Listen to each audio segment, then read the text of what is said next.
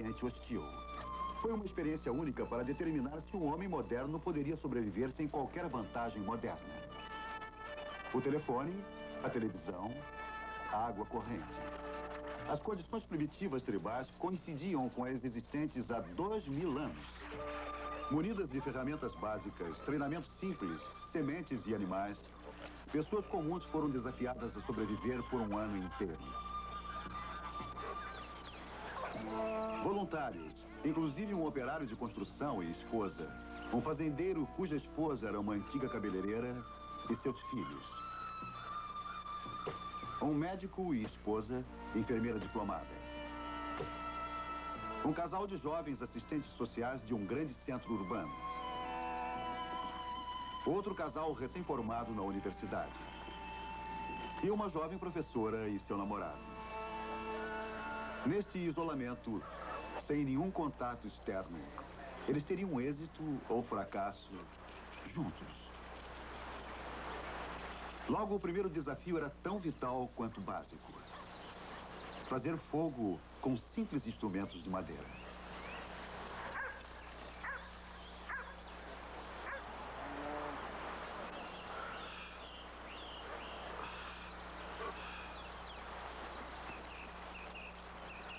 Ah, ótimo. Já começou. Excelente.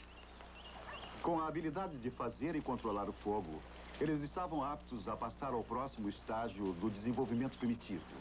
Tal como seus ancestrais devem ter feito há cerca de 2000 anos antes deles, eles criaram uma fornalha grosseira. Colocaram minério de ferro e deixaram o fogo aceso com um fluxo constante de ar bombeado por um fole feito de pele de cabra.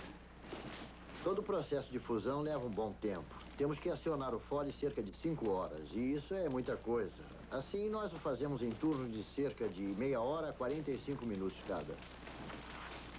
Para manter as fornalhas o mais quente possível, o fole tinha que ser acionado continuamente. Caso contrário, o minério não fundiria.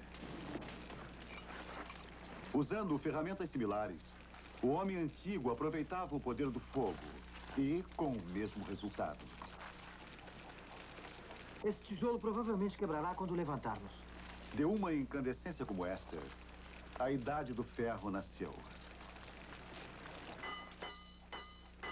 Para os primitivos modernos, a criação e modelagem do metal foi uma admirável conquista. Nós fizemos algumas ferramentas, fizemos algumas facas. Esta aqui, por exemplo. É quase um trabalho perfeito. Acho que poderíamos fazer o que precisamos. As facas feitas à mão foram logo bem empregadas e com as novas ferramentas surgiram novas técnicas. Esfolar os animais abatidos para alimento tornou-se mais fácil. Utensílios de metal também agilizaram o trabalho de cortar carne para futuras refeições.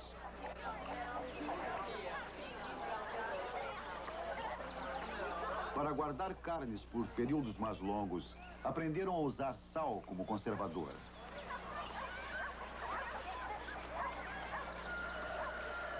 De muitas outras formas, os voluntários adaptaram-se ao ritmo mais lento da vida antiga. As roupas eram fervidas usando pedras quentes.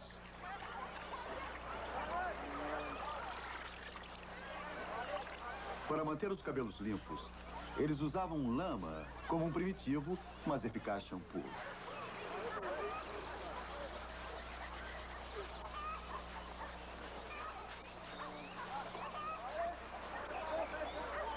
Para cortar o cabelo, os homens ficavam à mercê da rústica lâmina da barbeira residente.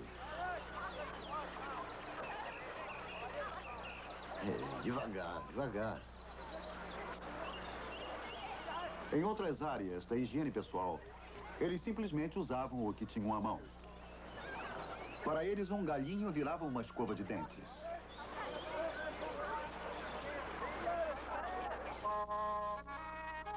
Na colheita de suas safras, eles confirmaram os ritmos antigos de seus ancestrais da Idade do Ferro. Seu trabalho era regido pela mudança das estações. A atribuição do dia era determinada pela simples necessidade de ganhar o pão de cada dia. Para transformar grãos suficientes em farinha para alimentá-los por apenas um dia, Um pesado moinho de pedra tinha que ser girado à mão por mais de 3 horas.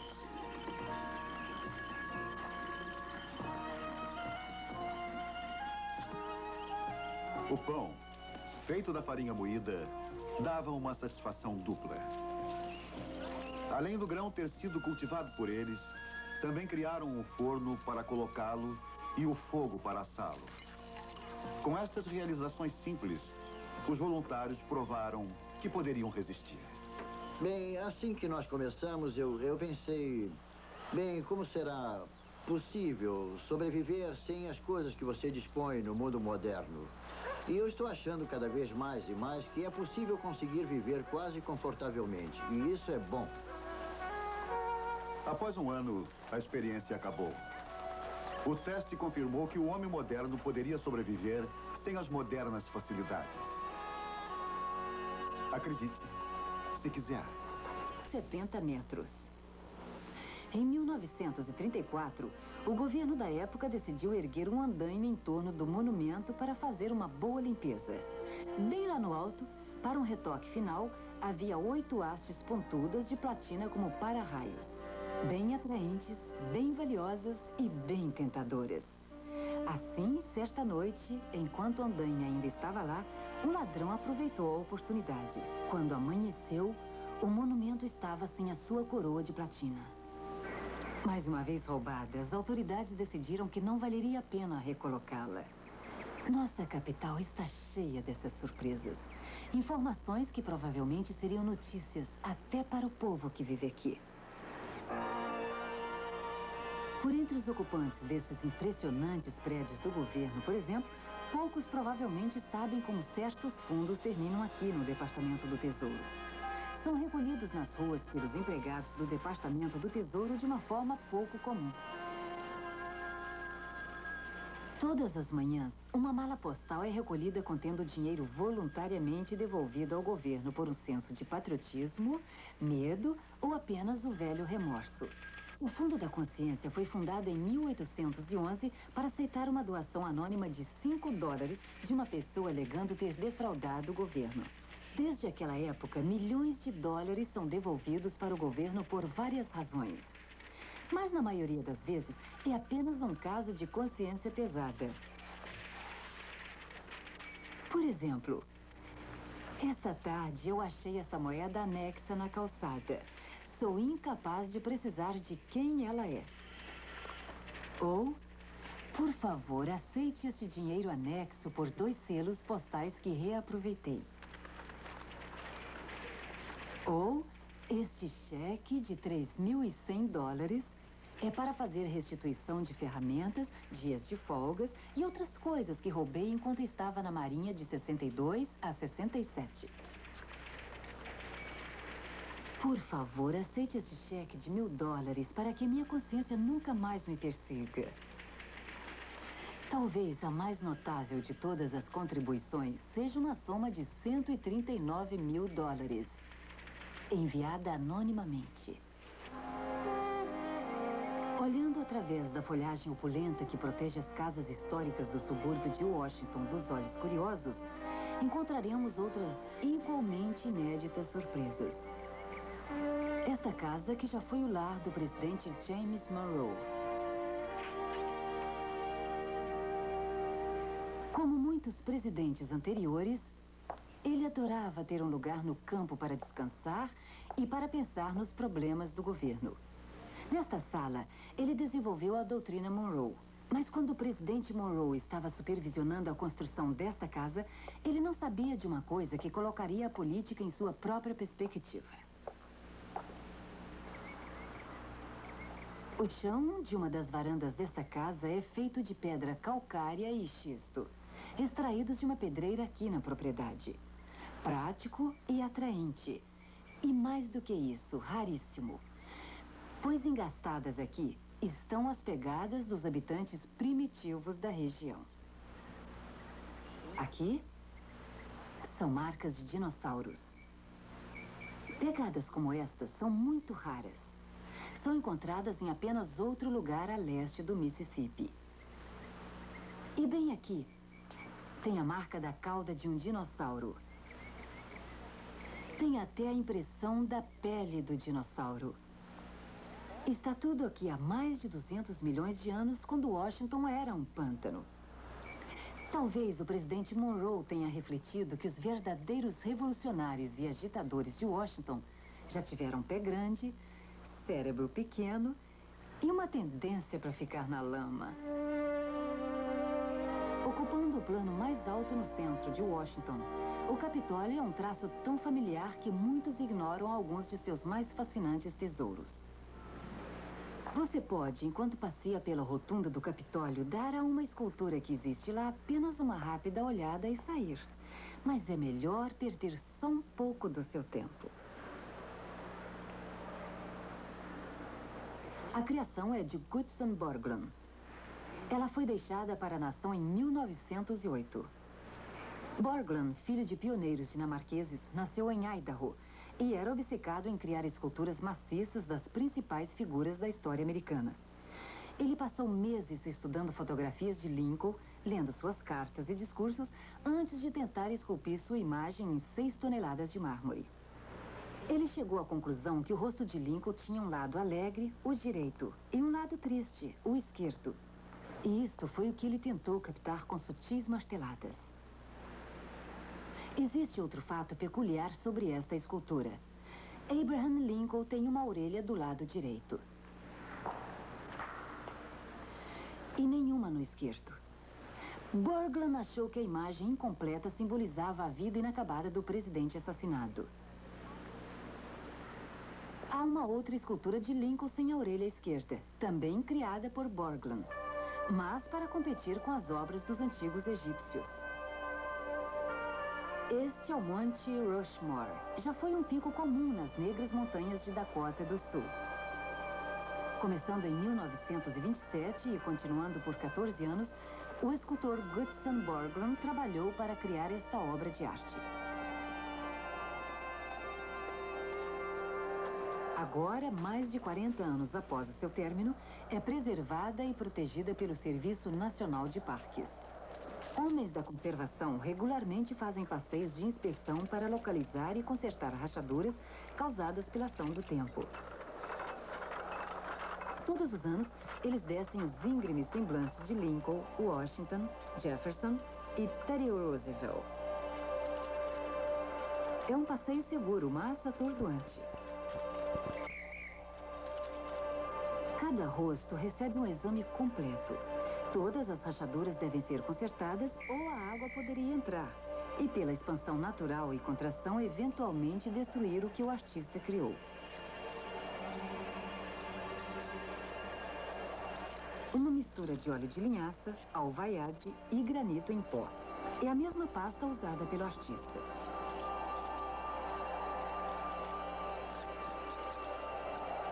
O trabalho é rotineiro. O resultado, no entanto, salienta a esperança do artista expressa antes do trabalho começar. Eu rogo, disse ele, para que estas esculturas resistam até que o vento e a chuva possam sozinhos destruí-las. As pessoas fazem por amor é participar do Festival dos Solteirões, que a cada ano aumenta a população de Linson Warner de 500 para quase 20 mil. No mês de setembro, uma tradição casamenteira de 100 anos é revivida. As atividades sociais são realmente contínuas. Os qualificados solteiros deixam perceber que eles vieram não apenas para dançar, mas para encontrar a cara metade.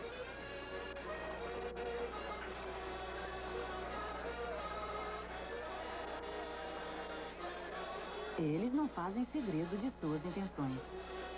Estamos procurando um marido. Cheios de esperança.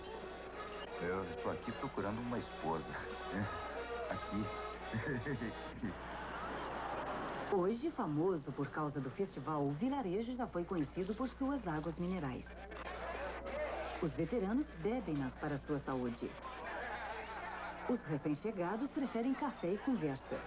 E há oportunidade de sondar parceiros em potencial na pista de dança.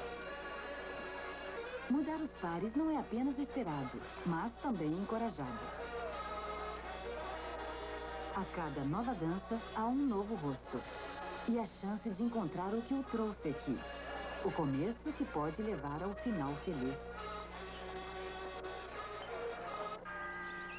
O casamento num pequeno vilarejo francês às vezes requer mais do que dizer apenas aceito.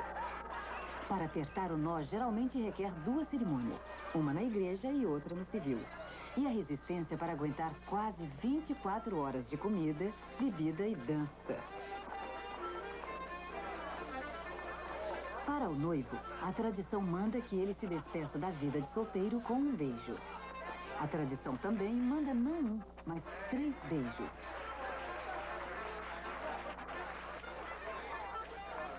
Um costume parecido diz respeito à noiva. Ela, no entanto, tem dificuldade em manter o limite em 3.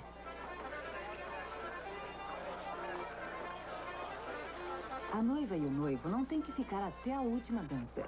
Ao amanhecer, no entanto, eles têm que se submeter a um último gesto de boa vontade, na forma de um selvagem despertar.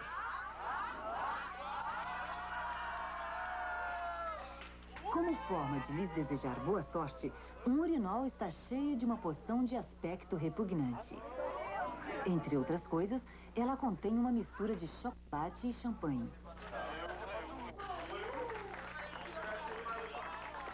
Para mostrar ao mundo que estão mesmo casados, a celebração vem para o lado de fora para um final pouco cortês.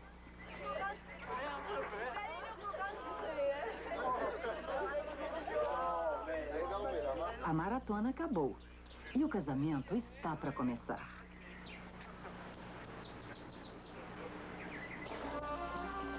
Na Índia, o casamento é um compromisso para uma relação permanente. É celebrado por um ritual religioso chamado Shazdiada Purdi. Para um homem casado, em seu 60º aniversário, a cerimônia abençoa a confirmação de seus votos de casamento para sua esposa. A ocasião requer orações de ação de graças. O simbólico passar do fogo é uma forma dos filhos do casal homenagearem o seu Deus, que é padroeiro da vida longa.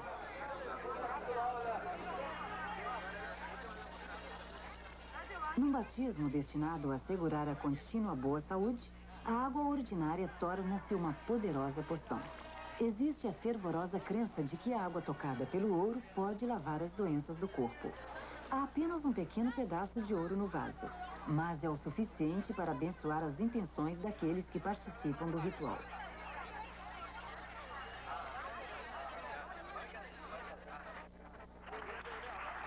Pintados com as cores da juventude, os pés da noiva são decorados como eles foram há anos na cerimônia original.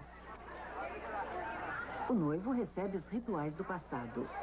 Um óleo simbólico em seu estômago. Uma marca na testa para discriminar seu status social.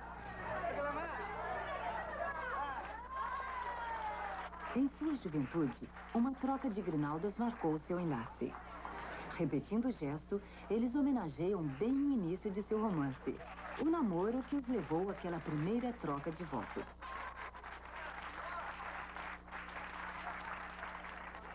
Há mais de 25 anos, uma linha simples, porém sagrada, selou seu casamento. Ela ainda usa a original, presa com segurança em seu pescoço como uma lembrança singela daqueles votos da juventude. Agora será ligada a outra. Dessa vez, enfeitada com pedras e da mesma forma amarrada. 2 espíritos, macho e fêmea, foram mandados do céu para uma terra que estava ainda caótica e sem forma. Este lugar, hoje parte do Parque Nacional Ishishima, no Japão, pode ser o local exato para onde vieram e onde eles se casaram. Yoto-Iwa, as rochas casadas. A maior delas representa Izanoki, o espírito macho. A outra, Izanami, sua noiva. Entre elas, as cordas com nós medindo 35 metros, simbolizando seu casamento. Uma união que deu origem não só a crianças, mas a cordilheiras, rios, florestas. Na verdade, todo o território do Japão. O namoro e o casamento são universais, mas algumas vezes eles tomam formas que podem ser talvez melhor descritas como inesperadas. Acredite, se quiser.